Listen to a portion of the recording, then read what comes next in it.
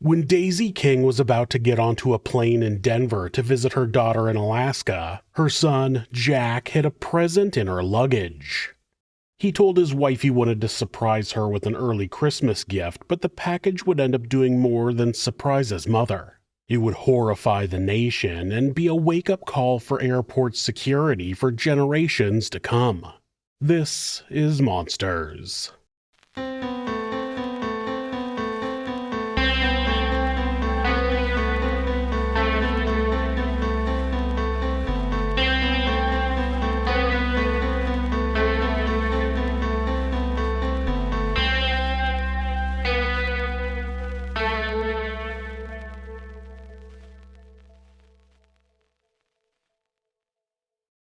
Before we begin, I just want to take a moment to tell you about my new headphones.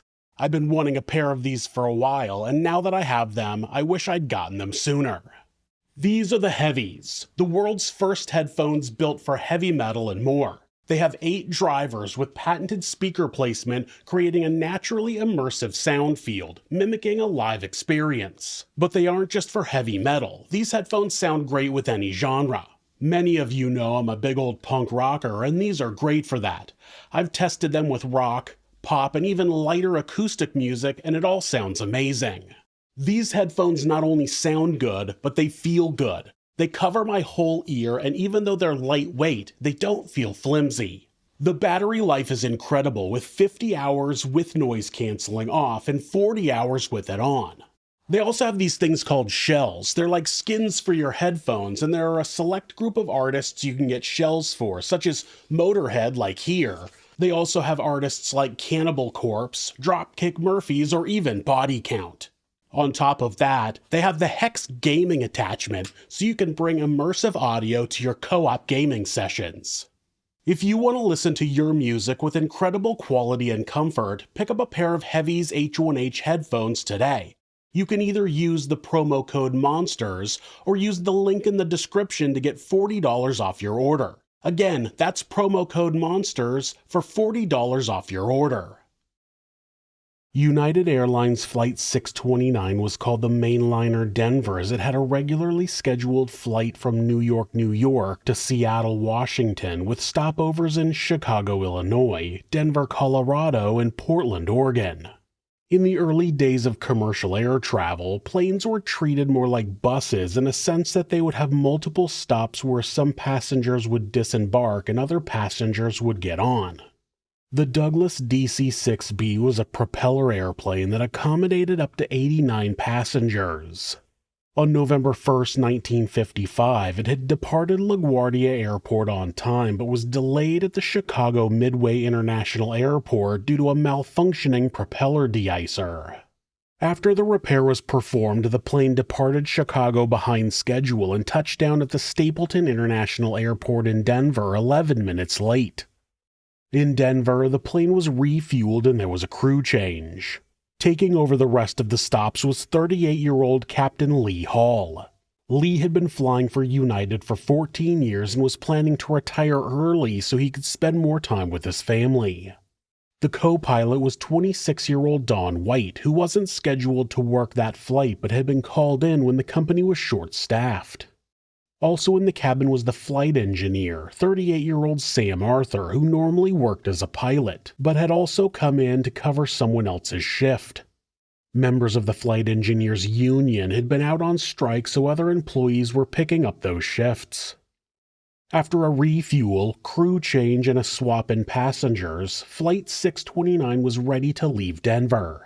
They would end up taking off at 6:52 p.m. with 5 crew members and 39 passengers. The passengers came from different backgrounds and had different destinations. Some planned to stop in Portland, while others would have continued on to Seattle. President Eisenhower's Deputy Secretary of Public Health was headed to give a speech at Oregon State University, and the wife of the president's aide was among the passengers, which aided to the national impact of the upcoming tragedy. Everyone aboard the plane ranged from 13 months old to 81 years old. Anna Windsor was flying all the way to Seattle so she could help care for her son who lived in Tacoma who was battling polio. Brad and Carol Bynum had been on a trip to celebrate their first anniversary, and their original return flight had been canceled due to the flight engineer's strike. Carol was pregnant. 13-month-old James Fitzpatrick was the only child on the flight. He and his mother Helen were headed to Seattle, where they would continue on to Japan to visit the boy's father, a military man who was stationed there. Everything seemed normal during takeoff. The flight crew made their final radio transmission at 6:56 p.m., 4 minutes after departure. They reported passing the Denver Omni navigation point. 7 minutes later, the night sky lit up with the aircraft's explosion. Air traffic controllers at Stapleton Airport reported seeing two bright lights that began dropping to the ground. Then there was another bright light on the ground that was intense enough to light up the underside of the clouds in the sky. The blast shook windows in homes near Longmont. Local resident Conrad Hopp was eating dinner when it happened. He said, quote, "We heard this loud explosion that shook all the windows in the house. We looked outside and we could hear the roar of the engines. That's how you knew it was a plane and the ball of fire coming through the air." The powerful explosion sent fiery streamers raining down from the sky. The Civil Aeronautics Board found that Flight 629 exploded about 8 miles east of Longmont, Colorado. The altitude was 10,800 feet, or 32 kilometers above sea level, or 5,782 feet, or 1.7 kilometers above the terrain. The standard emergency flare from the plane broke free during the explosion. It ignited and drifted slowly to Earth, adding to the haunting scene. Local residents rushed to help any survivors as debris rained down over the farmland. Conrad Hopp ran outside and saw the burning wreckage behind his family farm's outbuildings.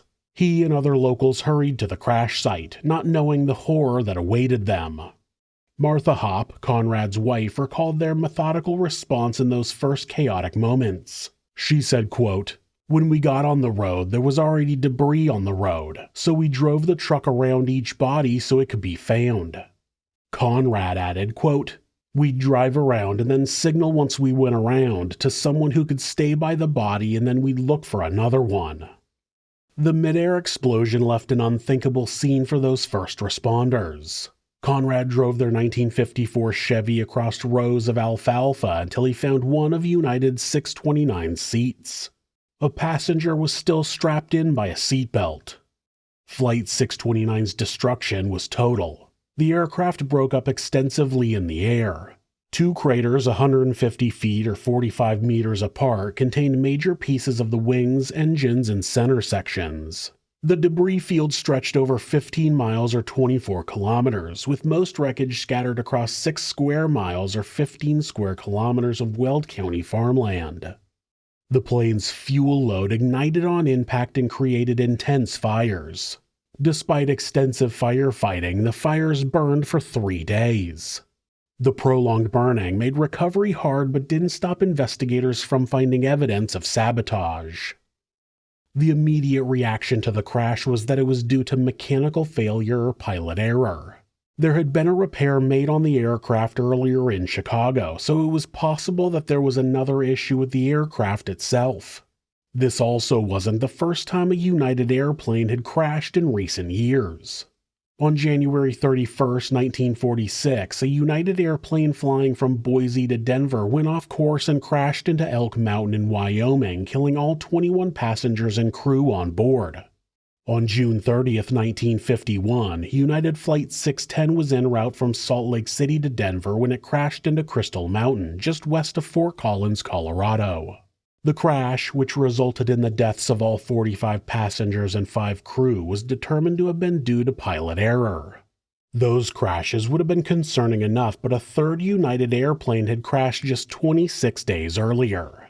On October 6, 1955, United Flight 409 was scheduled to fly from New York to San Francisco, with stopovers in Chicago, Denver, and Salt Lake City.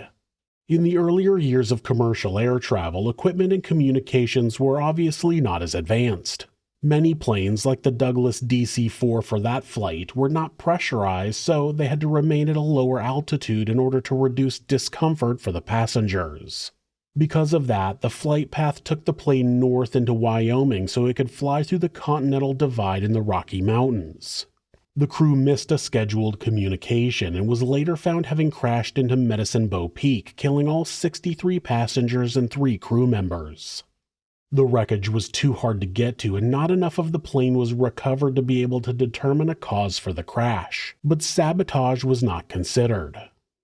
FBI investigators rushed to the crash site with remarkable speed to understand why Flight 629 broke apart mid-flight. Eventually, investigators examining the wreckage identified a distinct smell of dynamite. That crucial detail pointed to criminal intent rather than mechanical failure or pilot error. Evidence of sabotage grew stronger each day. Search teams found 5 small sheet metal fragments that didn't match any plane parts or known cargo. Those mysterious pieces showed burn marks and scars covered in gray soot-like deposits that matched explosion residue. Lab tests of the fragments revealed the truth. The FBI laboratory found foreign deposits ranging from white to very dark gray. Chemical analysis showed those deposits contained sodium carbonate, nitrate compounds, and sulfur-bearing compounds. Those chemicals matched exactly what you'd expect to find after a dynamite explosion. The FBI laboratory sent that information to the Denver field office on November 13th, just 12 days after the crash. The smell of dynamite at the scene, combined with the lab results, proved that someone had planted explosives in the plane's cargo hold to destroy Flight 629. At the same time, the search turned into a giant puzzle as authorities combed through the debris field. Teams documented each piece of wreckage with precision, marking it for identification and recording its exact position against set boundary markers. The central parts of the plane, along with luggage, cargo, and personal items, made their way to a large guarded warehouse at Stapleton Airport. Inside the warehouse, experts began the careful task of putting aircraft pieces back together in a mock-up assembly. That detailed rebuild proved vital to finding the disaster's cause. A Civil Aeronautics Board Structure Investigating Committee chairman and a Douglas Aircraft Corporation engineer reached a clear verdict. Something had exploded at Station 718 in Cargo Pit Number 4. Physical evidence backed their conclusion. Structural components of the plane's frame at that spot bent outwards, and the thick fuselage skin from that area shattered into tiny pieces. More evidence came from material fragments of that aircraft section, which ended up stuck in luggage and air freight stored in Cargo Pit Number 4. Another crucial detail emerged during the careful examination of recovered luggage. All of the checked suitcases from the flight survived in relatively good shape, except for one. That single piece of luggage belonged to a woman named Daisy King. Daisy was confirmed to have been a casualty of the crash, so investigators started looking into her past. It was when they found information about her son that they believed they had found a likely suspect. John Gilbert Graham, who went by Jack, was born on January 23, 1932 in Denver, Colorado. His mother, Daisy, had a daughter named Helen with a previous husband before she married his father, William Graham. William was a mining engineer, so the family moved around a bit depending on which mine he was working at. William died of pneumonia when Jack was only 3 years old, causing Daisy to take a job at the phone company. She worked while her mother watched the kids, but when her mother died in 1938, she was stuck needing to work without supervision for her children. She sent Helen to a boarding school in Kansas City and sent John to the Clayton College of Denver, which was pretty much an orphanage. In 1941, Daisy remarried a man named Earl King, who was a relatively successful rancher. Even though her financial situation was considerably better, Daisy would not retrieve her son from the orphanage, which would cause a deadly resentment of his mother. She also didn't get her daughter out of boarding school, but the young woman didn't seem to mind. When Jack was 16 years old, he joined the U.S. Coast Guard but was discharged only a year later. Despite having a number of disciplinary actions against him in that time, including being AWOL for more than 60 days, he was given an honorable discharge and he returned to Denver. There he had a number of jobs, one being a payroll clerk for a manufacturing company. While working there in 1951, he stole several payroll checks, forged the company owner's signature, and cashed them for thousands of dollars. Before he was caught, he used the money to buy a new convertible and fled the state. He was finally captured in Texas after trying to run from cops and crashing into a police barricade. He was returned to Colorado, where Daisy paid back the money he stole and Jack received probation. Jack met Gloria Elson in 1951 at Denver University. Daisy had convinced her son to go back to school and study business administration. They got married in 1953, and the two went on to have 2 children together, a son named Alan and a daughter named Suzanne. When Earl died in 1954, all of his assets went to Daisy, which added to the money she inherited when her father had died 2 years prior. Not long after, Daisy offered to help the couple purchase a house in Denver. Then she invested in a drive-through restaurant that she had Jack manage. She purchased a vacant lot, had a small restaurant built, and in May of 1955, the Crown A Drive-In was opened. Though Jack had a house and a job, it seemed he still needed more money. His mother had told him he needed to pay back the money she had spent to bail him out of jail, and he was willing to get it in less than honorable ways. In early 1955, Jack's pickup truck was abandoned on some railroad tracks and was ultimately struck by a train. He had never reported the vehicle stolen, and an investigation never answered the question as to how it got on the tracks, but Jack collected a few $1,000s in insurance money. In September, the drive-in was damaged in an explosion, which Jack would claim was due to someone breaking in and disconnecting the gas line. On September 5th, a motorist driving by saw the explosion happen and stopped to call the fire department. By the time they arrived, there was no fire as the explosion had caused a vacuum that put the flames out. The fire chief determined that the back door to the restaurant had been forced open and a gas line in the kitchen had been disconnected. The gas ignited when it filled the building enough to reach the pilot light of the water heater. Jack reported that there was only a few dollars worth of cash missing from the register. He suggested that a number of former employees had keys to the restaurant and they were all interviewed, but investigators never believed that any of them were involved. Jack collected $1,200 from the insurance that time. Daisy's daughter Helen had eventually dropped out of her boarding school, gotten married, and moved to Spenard, Alaska, which was its own town at the time but eventually became a suburb of Anchorage. She had worked as a sled dog trainer and built log cabins while having 4 children.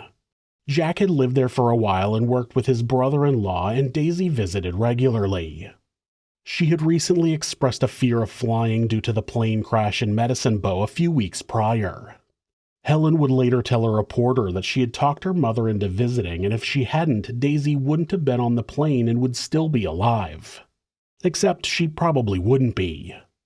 Daisy didn't die in a plane crash by chance. Jack had placed a bomb in her luggage to intentionally kill her. If she had never planned the trip to Alaska, he would have come up with some other plan to murder his mother and profit off of it somehow. Helen had no reason for feeling guilty about her mother's death. So on November 1st, 1955, Daisy had planned a trip to Alaska which would take her first to Seattle on the main liner Denver, then from there to the last frontier, as the territory would be nicknamed when it became a state 4 years later in 1959. Daisy packed her belongings, 3 checked suitcases and a purse she would carry on, and Jack gave her a ride to the airport. Once there, Jack stood inside the terminal as passengers prepared to board. He seemed to share typical pre-flight farewells with his mother, but those moments were all an act. Mid-century American airports had life insurance vending machines where travelers could buy policies for as little as 25 cents.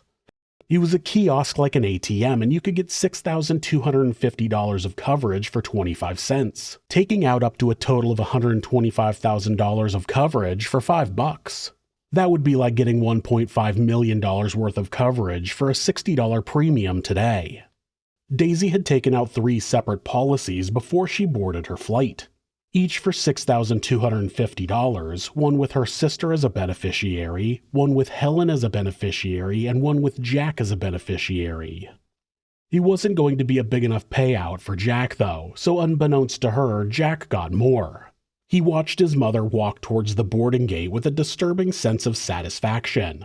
He later told investigators, quote, "I watched her go off for the last time. I felt happier than I ever felt in my life. After he saw his mother off, he stopped back at the insurance kiosk and took out 5 more policies totaling $31,250 for $1.25. In the event of his mother's death on the flight, Jack would receive the equivalent of $450,000 today. And of course, he was pretty sure she was going to die, along with everyone else on the plane that day. Jack had timed the bomb to go off 20 minutes after takeoff, which would have put the plane over mountains, and collecting evidence would have been much harder. Unfortunately for him, the plane was still running behind schedule, and the bomb detonated while the plane was over farmland, making every bit of wreckage easily collected.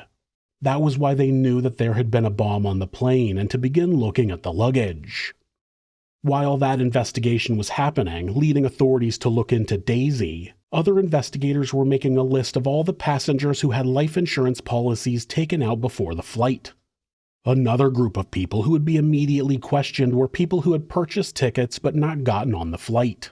There were a few, but they all had good reasons for changing their plans. Like one man who was supposed to fly into Denver to connect to Flight 629, where he would continue on to Seattle. His flight to Denver was delayed due to bad weather. Lucky for him. As that avenue of investigation ran dry, the agents who were looking through the list of insurance holders were also not having much luck. It wasn't until they learned that some insurance paperwork had been misfiled and they were told that a passenger named Daisy King also had insurance. When they looked into her background, they found that she had a son living in Denver and planned on setting up a meeting with him to get more information about his mother.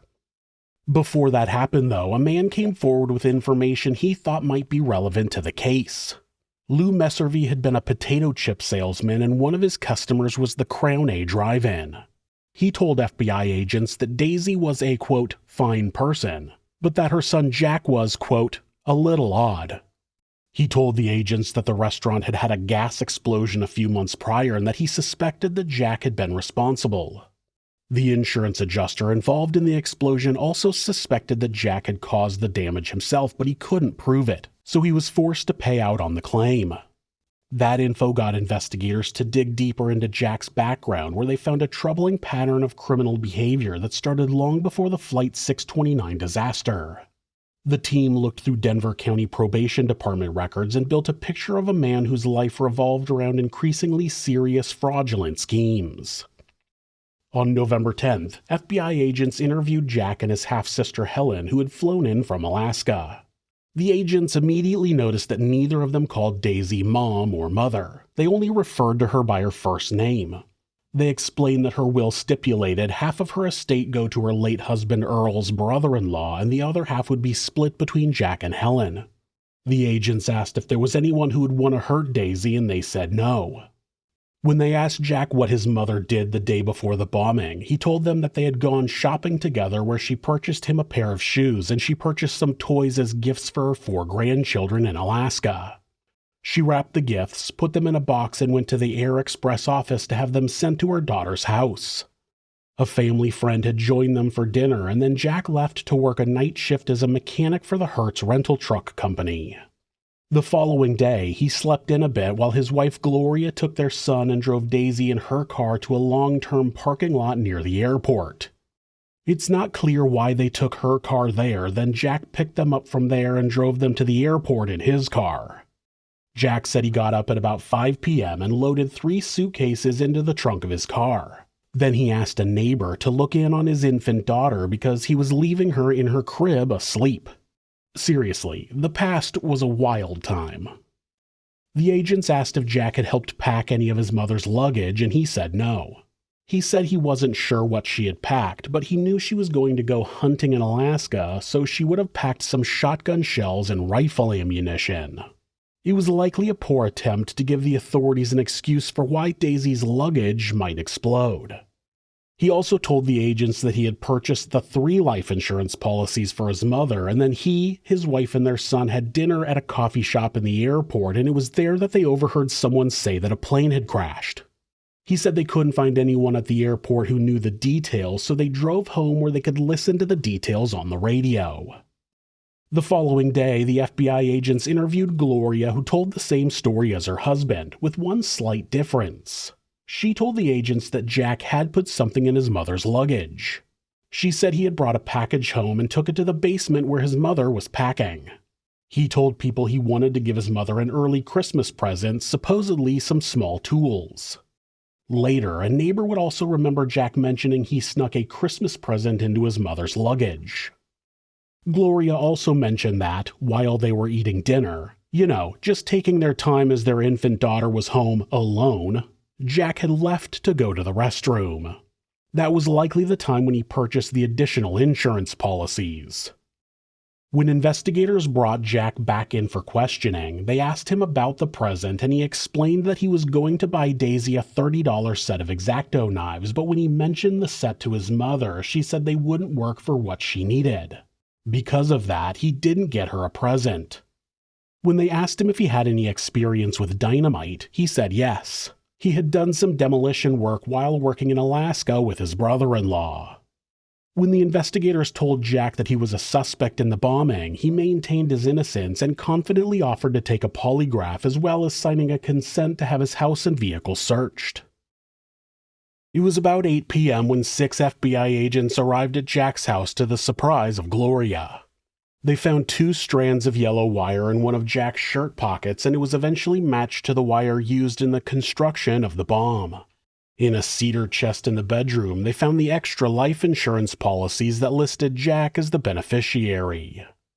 While the search was happening, Jack was still being questioned about his conflicting story regarding the secret present.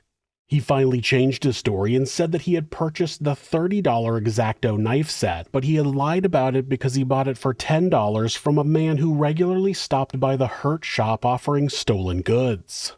His coworkers at Hertz were interviewed and none of them had ever seen a man matching the description given by Jack selling stolen goods at the shop. Soon, agents brought in the wire and the extra life insurance policies, and it was enough to make Jack break down and confess. The agent told Jack that he knew he was lying and that he was being charged with the bombing of Flight 629. The agent asked him, quote, "Why don't you make it easy for us?" Jack sighed and responded, quote, "Where do you want me to start?" That simple question led to his detailed confession about his deadly scheme to collect insurance money and eliminate his mother. Jack learned about the FBI laboratory's findings from exploring the wreckage fragments. He then admitted to building a time bomb and hiding it in his mother's luggage before she got on the flight. His confession included previous insurance scams, including the restaurant explosion and letting his Chevy pickup truck get hit by a train. Jack's bomb showed careful planning and technical skill. In his confession, he described building a time bomb with 25 sticks of dynamite purchased in Kremlin, Colorado, 2 primer caps, a timer set for detonation 20 minutes after takeoff, and a 6-volt battery. Jack explained his careful preparation, saying, quote, "I then wrapped about 3 or 4 feet of binding cord around the sack of dynamite to hold the dynamite sticks in place around the caps. The purpose of the 2 caps was in case one of the caps failed to function and ignite the dynamite." His backup plan showed how determined he was to make sure the bomb would explode. Jack showed a chilling indifference about the 44 lives he took. He later told prison psychiatrists, quote, "I realized that there were about 50 or 60 people carried on a DC-6, but the number of people to be killed made no difference to me. It could have been 1,000. When their time comes, there's nothing they can do about it." After receiving the signed confession, investigators began verifying the details of Jack's story. They confirmed that he had purchased a timer from Ryall Electric Supply in Denver, and they questioned the store manager in Kremlin about who had purchased the dynamite and blasting caps about a month before the bombing. He picked Jack out of a lineup as the man who had made the purchase. Jack was going to be tried only for the murder of Daisy King. That was a tactic the prosecutor used in order to not let the trial get bogged down with the defense questioning how Jack could have known who else would be on the plane. There was no law on the books at the time against detonating a bomb on a plane, but that would eventually change. The prosecutor was going to be seeking the death penalty, which by law at the time in Colorado couldn't be imposed based on circumstantial evidence. It had to be accompanied by eyewitness testimony or a confession, like the one Jack had made. Once Jack learned about that detail, he came up with a plan to save himself from execution. While he was in prison awaiting trial, a reporter from a local radio station snuck a recorder into the prison and interviewed the accused where he said, quote, "I loved my mother very much. She meant a lot to me. It's very hard for me to tell exactly how I feel. She left so much of herself behind." When the reporter asked about the confession, Jack said that he had signed it under duress. He claimed that the FBI agents had threatened to go after Gloria for some inconsistencies in her statements. He told the reporter, quote, "I was not about to let them touch her in any way, shape, or form." When the reporter tried to get the interview broadcast, though, nobody in the area was willing to do so. The locals saw Jack as the ultimate villain, and none of the stations wanted to seem like they were making the bomber seem sympathetic. News of the recantation was in the newspaper, but the interview was not broadcast on radio or television. The interview was eventually aired decades later in a documentary about the case. Still, his proclamation of a false confession didn't hold water in court. The details he gave about the bomb perfectly matched details from the investigation, and there was no way Jack could have known those details unless his confession was true. TV cameras were not allowed in courtrooms before Jack's trial. Denver station KLZ-TV, now KMGH, faced rejection when they first asked to broadcast the trial. The station ran several sharp editorials that made the Colorado Supreme Court change Canon 35 of the Judicial Code of Ethics. That breakthrough let cameras enter the criminal trial for the first time. Both KLZ and KBTV, now KUSA, covered the historic proceedings. Victims' families could then watch justice take place right from their homes. That set a new standard for public access to major cases. The prosecution built a solid case against Jack. They brought in 80 witnesses and presented 174 pieces of evidence. Jack's defense team called just 8 witnesses to the stand. None of those witnesses could challenge any of the evidence the prosecution showed. The trial documents grew to more than 2,800 folios. That showed how thorough the proceedings were. Jack's lawyers tried to exclude his confession. They claimed it came under pressure, but the court rejected their request. The prosecution's detailed case left little room for doubt. The jury took just 69 minutes to reach their verdict after they heard all the testimony and looked at all the evidence. Some sources say it was 72 minutes. All the same, that quick decision showed how strong the evidence was. On May 5, 1956, Jack Graham was sentenced to death. Jack's lawyers filed a motion for a new trial, which was denied. Jack would later tell the judge that he did not want a new trial and his lawyers had filed the motion without his consent. They would also file an appeal to the death sentence without his consent, which would delay the execution but ultimately be denied.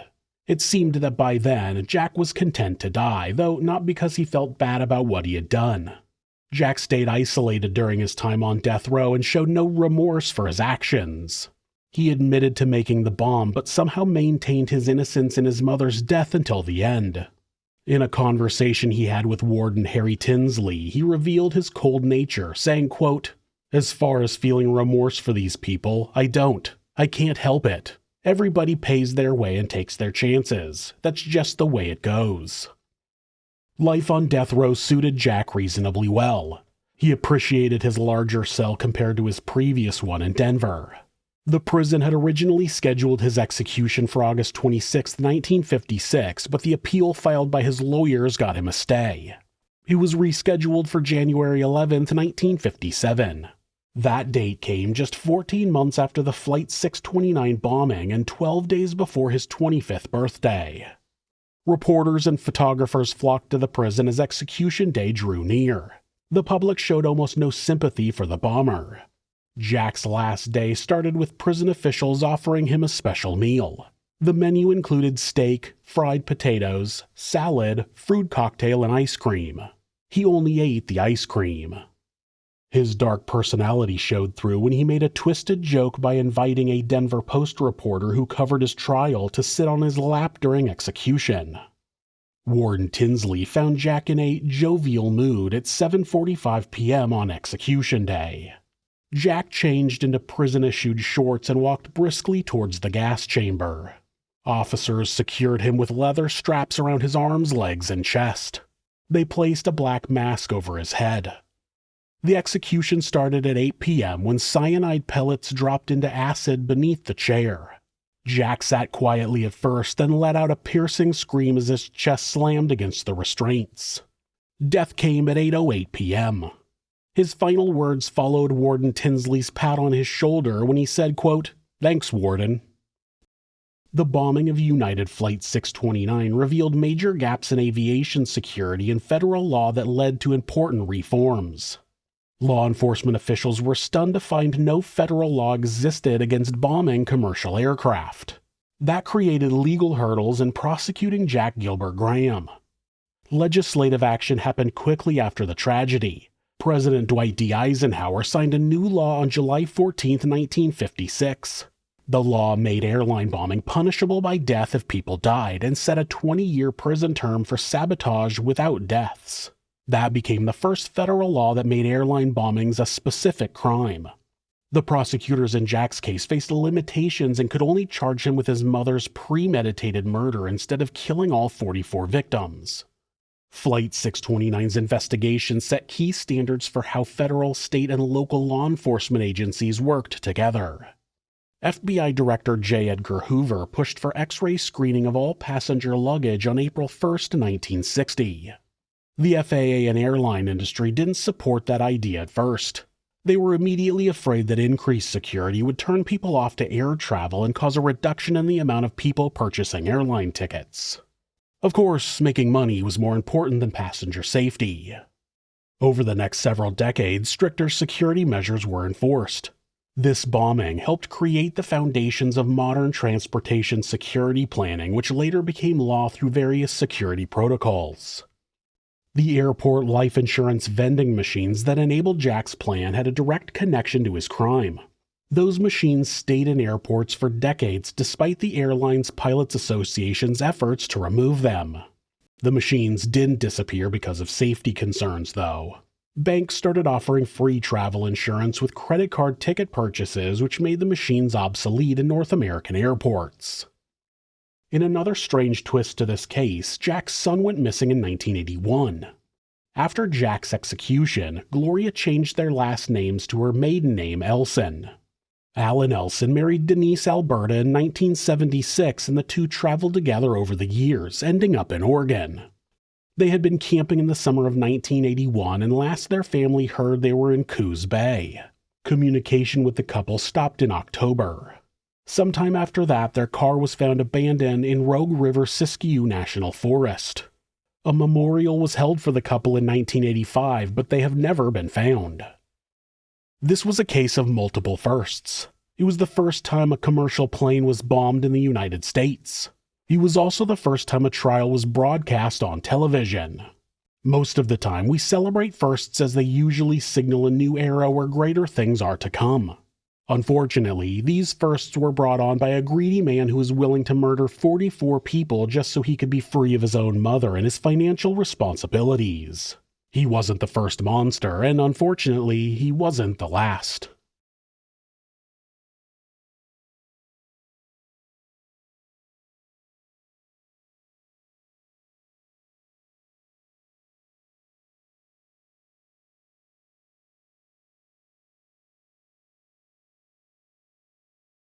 If you're a fan of true crime, hit subscribe and turn on notifications so you don't miss an episode. You can also hit like or leave us a comment. You can check out our other show, Somewhere Sinister, on YouTube or anywhere that you listen to podcasts. If you'd like to support the show, check out our merchandise at thisismonsters.com. The link is in the description. Thanks again, and be safe.